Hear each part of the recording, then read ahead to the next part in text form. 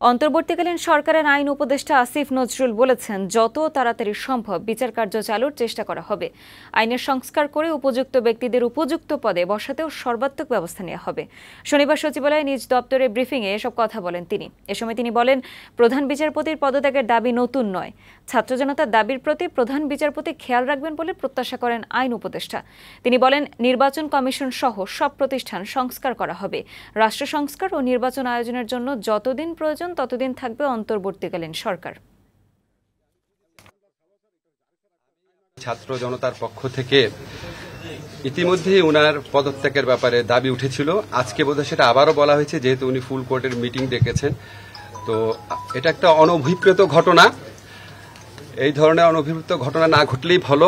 ছাত্র জনতার যে গণ আন্দোলন বা গণ অভ্যুত্থান, এটার বিপক্ষে সুপ্রিম কোর্টকে দাঁড় করানোর চেষ্টা কারো করা উচিত না।